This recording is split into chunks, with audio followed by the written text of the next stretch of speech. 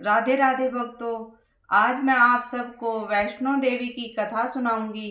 त्रेता युग में जब पृथ्वी पर रावण, खरदूषण, त्रिशिरा, ताड़का आदि राक्षसों ने अपने अत्याचारों से धर्मात्मा साधु सज्जनों का भी जीना दुर्लभ कर दिया था तथा सर्वत्र आसुरी प्रवृत्तियों का बोलबाला था, उस समय भगवती महाकाली, महालक्ष्मी, महासरस्वती, सावित्री एवं गायत्री आदि महाशक्तियों ने एक स्थान पर एकत्र होकर पृथ्वी पर धर्म की रक्षा के लिए अपने सम्मिलित तेज से एक दिव्य शक्ति को जन्म देने का निश्चय किया। फलस्वरूप उसी समय इन सभी देवियों के शरीर से तेज की एक एक किरण ने निकलकर एक स्थान पर संयुक्त हो एक सुंदर दिव्य बालिका का स्वरूप धारण कर लिया। उस दिव्य बालिका ने प्रकट होकर महाशक्तियों से पूछा, आपने मुझे किस लिए उत्पन्न किया है? मेरा क्या नाम है और मुझे क्या करना चाहिए? यह सुनकर महादेवियों ने उस दिव्य बालिका से कहा, हे कन्ये, तुम्हारा नाम वैष्णवी है। पृथ्वी पर धर्म की रक्षा के उद्देश्य से हमने तुम्हें प्रकट किया है। अब तुम दक्षिण भारत में रत्नाकर सागर के घर में पुत्री बनकर प्रकट हो। वहां तुम भगवान विष्णु के अवतार भगवान रामचंद्र जी की पत्नी सीता का रावण द्वारा हरण करने पर उनकी रक्षा करना। तत्पश्चात तुम वैष्णव धर्म का प्रचार करना और अपनी आत्म प्रेरणा के अनुसार सब कार्यों को करना। इस घटना के कुछ समय पश्चात उस कन्या ने रत्नाकर सागर के घर में जन्म लिया। वहां उसका नाम वैष्णवी रखा गया। वैष्णवी ने अल्पायु में ही अपने रूप, गुण और अलौकिक शक्तियों से सब लोगों को चमत्कृत करना आरंभ कर दिया। कुछ ही दिनों में उस दिव्य कन्या की प्रसिद्धि दूर दूर तक फैल गई और सहस्त्रों व्यक्ति रत्नाकर सागर के यहाँ उस कन्या के दर्शनों के लिए आने जाने लगे। कुछ समय बाद वह दिव्य कन्या अपने पिता की आज्ञा प्राप्त कर समुद्र तट के एक निर्जन प्रांत में कुटी बनाकर रहने लगी। वहां हर समय श्री रामचंद्र जी का ध्यान स्मरण करना ही उसका मुख्य कार्य था। उसकी तपस्या को देखकर सूर्य नारायण ने उसे एक दिव्य कमंडल भेंट किया। जब भगवान विष्णु ने रामचंद्र जी के रूप में अयोध्या में अवतार लिया और वे अपने पिता दशरथ की आज्ञा से वनवासी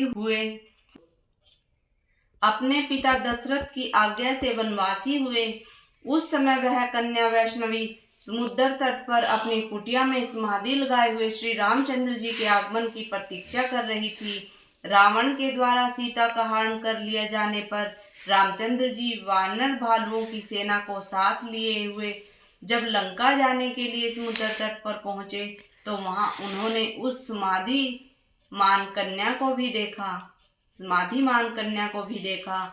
श्री रामचंद्र जी उसकी कुटिया में गए। रामचंद्र जी के पहुंचने से वैष्णवी की समाधि भंग हो गई। रामचंद्र जी को अपने सामने देखकर उसे अत्यंत प्रसन्नता हुई। विधिवत स्वागत सत्कार करने के उपरांत उसने रामचंद्र जी की स्तुति प्रार्थना की। जब रामचंद्र जी ने उस कन्या से तपस्या करने का कारण और परिचय पूछा तो उसने उत्तर दिया, हे प्रभु, मैं रत्नाकर सागर की पुत्री वैष्णवी हूँ। मैंने आपको पति रूप में प्राप्त करने का संकल्प किया है। इसी के लिए मैं इतने दिनों से तपस्या कर रही थी। अब कृपा करके मुझे अपनी पत्नी के रूप में स्वीकार करें। यह सुनकर रामचंद्र जी ने कहा, हे सुंदरी, अपने इस अवतार में मैंने एक पत्नी व्रत होने का संकल्प किया है। फिर भी तुम्हारी तपस्या का फल तुम्हें प्राप्त होगा। अतः मैं यह शर्त रखना चाहता हूँ कि रावण का वध करने के उपरांत मैं किसी दिन तुम्हारी इसी कुटिया पर वेश बदल कर आऊंगा। उस समय यदि तुम मुझे पहचान लोगी तो मैं तुम्हें अपनी पत्नी के रूप में ग्रहण कर लूंगा, अन्यथा जो देव इच्छा है। इतना कहकर रामचंद्र जी वहां से चले गए। वैष्णवी पूर्ववत समाधिस्थ हो गई। रावण का वध करने के पश्चात जब रामचंद्र जी अयोध्या लौट आए तब एक रात स्वप्न में उन्होंने उस समुद्र तटवासिनी कन्या को देखा। उस स्वप्न के कारण रामचंद्र जी को अपने दिए हुए वचन की याद आई। फलतः एक दिन वे अपने भाई लक्ष्मण के साथ वृद्ध साधु का वेश बनाकर वैष्णवी की कुटिया में पहुंचे। उस रूप में वैष्णवी उन्हें पहचान न पाई। तब रामचंद्र जी ने स्वयं ही अपना परिचय देते हुए कहा, हे देवी, देव को यह स्वीकार नहीं है कि वह मेरे संकल्प की पूर्ति न होने दे। इस अवतार में मैं एक पत्नी व्रती ही रहना चाहता था। इस कारण तुम मुझे इस बदले हुए वेश में नहीं पहचान सकी। इसमें तुम्हारा कोई दोष नहीं है, विधि का विधान ही ऐसा था। जब रामचंद्र जी के मुख से इन शब्दों को सुनकर वैष्णवी अत्यंत दुखी होने लगी तथा पश्चाताप प्रकट करने लगी, तब रामचंद्र जी ने आश्वासन देते हुए कहा, हे कल्याणी, तुम मन में दुखी मत हो। कलयुग में जब मेरा कल्कि अवतार होगा, तब मैं तुम्हें अपनी शक्ति के रूप में ग्रहण करूंगा। उस समय तक के लिए तुम उत्तर भारत में मणिक पर्वत के 3 शिखरों वाले त्रिकूट पर्वत की उस सुरम्य गुफा में, जिसमें 3 महाशक्तियों का निवास है और शीतल जल सदैव प्रवाहित होता रहता है, जाकर तपस्या करो। वहां मेरे सेवक हनुमान, जामवंत, नल, नील आदि तुम्हारे प्रहरी रहेंगे। उस स्थान पर सब लोग तुम्हारे दर्शनों को पहुंचा करेंगे तथा संपूर्ण भारत में तुम्हारी महिमा फैलेगी। तुम उस अक्षेत्र में रहकर आसुरी वृत्ति वाले दुष्ट राजा भैरव का संहार करके वैष्णव धर्म का प्रचार करना। सूर्य नारायण ने तुम्हें जो दिव्य मंडल दिया है, उससे तुम्हें सब प्रकार के भोजन तथा कंद मूल फल आदि की प्राप्ति होती रहेगी। यह कहकर श्री रामचंद्र जी अयोध्या चले गए। तब वैष्णवी भी त्रिकूट पर्वत पर आकर निवास करने लगी। वैष्णवी देवी ने उस अक्षेत्र में देवी संपत्ति तथा वैष्णव धर्म का प्रचार करना आरंभ कर दिया। कलयुग आने पर उस अक्षेत्र में भैरव बलि नामक एक दुष्ट राजा ने सतलुज से लेकर झेलम नदी तक अपना साम्राज्य स्थापित किया। यह आसुरी भावों से संपन्न तथा वैष्णव धर्म का विरोधी था। वैष्णव धर्म के अनुयायी पर वह भांति भांति के अत्याचार किया करता था। उसके कारण उस अक्षेत्र के निवासी भगवत भक्तों में हाहाकार मच गया। वैष्णवी देवी ने जब यह देखा तो उन्होंने भैरव बलि के विरुद्ध समस्त वैष्णवों को एकत्र करके भगवत भक्ति के प्रचार का आंदोलन आरंभ कर दिया।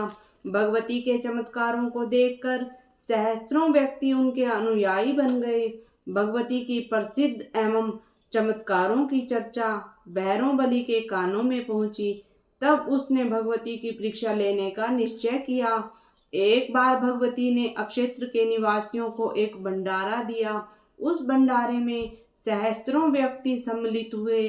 देवी ने अपने कमंडल में से भांति भांति के भोज्य पदार्थ निकाल कर सबको भोजन कराया। भैरव बलि भी उस भंडारे में गुप्त रूप से सम्मिलित हुआ। उसने जब देवी के चमत्कार और सौंदर्य को देखा तो वह उस पर मोहित हो गया। उसने मन ही मन निश्चय किया कि मैं इस सुंदरी को अपनी पत्नी बनाऊंगा। वहां से लौटकर भैरव बलि ने अपने दूत के द्वारा भगवती के पास यह समाचार भेजा कि राजा भैरव बलि तुम्हारे साथ विवाह करना चाहते हैं, अतः तुम उनके प्रस्ताव को स्वीकार कर लो। भगवती ने इस प्रस्ताव को ठुकराते हुए दूत को उत्तर दिया कि भैरव बलि अत्याचारी और अधर्मी है, मैं उसका सर्वनाश करके रहूंगी। दूत के मुख से भगवती के कहे हुए शब्दों को सुनकर भैरव बलि अत्यंत क्रुद्ध हुआ। उसने अपनी सेना लेकर भगवती से युद्ध करने का निश्चय किया। उधर भगवती ने भी अपनी सैनिकों की व्यूह रचना कर भैरव बलि को दंड देने की ठानी। कुछ समय बाद भैरव बलि के सैनिकों ने भगवती के ऊपर आक्रमण किया। भगवती ने उसकी सेना को मार भगाया। उसके बाद वे स्वयं माई देवा नामक स्थान से हटकर भूमिका नामक स्थान पर चली गई। भैरव बलि ने भूमिका में भी अपनी एक सैनिक टुकड़ी को भेजा तो देवी ने उसे भी पराजित कर दिया। उन्हीं दिनों देवी ने तथा सलाल नामक स्थानों को बैरी बलि के राज्य से मुक्त करवा लिया। भूमिका के बाद देवी ने चरण पादुका नामक स्थान पर अपना शिविर लगाया। वहां से चलकर आदि कुमारी नामक स्थान पर कुछ दिनों रही। आदि कुमारी में भगवती ने अपने सैनिकों का जल कष्ट दूर करने के लिए एक सूखे हुए तालाब को सुस्वादु जल से परिपूर्ण कर दिया, जो अभी तक विद्यमान है। भैरव बलि ने अपने सैनिकों के साथ इस स्थान पर 3 ओर से चढ़ाई की। इस स्थान पर जो भयंकर युद्ध हुआ उसमें भैरों के मुख्य 2 सेनापति और असंख्य सैनिक हताहत हुए। इसके बाद भगवती ने गर्भ गुफा में अपना डेरा डालकर युद्ध का संचालन किया। फलतः इस क्षेत्र में भैरव बलि तथा भगवती के सैनिकों में पग पग पर युद्ध होने लगा। आदि कुमारी के बाद सांझी छत और भैरव टाप पर भैरव बलि को इतनी बड़ी पराजय मिली कि कुछ दिनों के लिए उसे युद्ध बंद कर देना पड़ा। इसी बीच भगवती ने किश्तवाड़, रामनगर तथा भद्रवाह आदि अनेक स्थानों को भैरव बलि के साम्राज्य से मुक्त कराकर वहां अपना शासन स्थापित कर दिया तथा करथला, पिंगला, राजेश्वरी तथा देवियों को इन स्थानों का शासन करने के लिए नियुक्त किया। भैरव बलि के साम्राज्य में केवल सतलुज का क्षेत्र शेष बच गया। कुछ दिनों युद्ध बंद रखकर उसने नए सिरे से अपनी सेना को संगठन किया। इस बीच भगवती उस गुफा में जाकर निवास करने लगी थी जिसे आजकल वैष्णो देवी दरबार की पवित्र गुफा कहा जाता है और जिसमें रहकर तपस्या करने के लिए रामचंद्र जी ने भगवती को आदेश दिया था। कुछ समय बाद भैरव बलि ने अपनी सेना इकट्ठी करके उस गुफा पर आक्रमण कर दिया। जिस समय उसने गुफा के भीतर प्रवेश करना चाहा, उसी समय भगवती ने अपने चक्र द्वारा उसका सिर काट डाला। चक्र से कटा हुआ भैरव बलि का मस्तक उस स्थान से लगभग 2 मील की दूरी पर जा गिरा तथा धड़ वहीं गुफा के दरवाजे पर पड़ा रहा।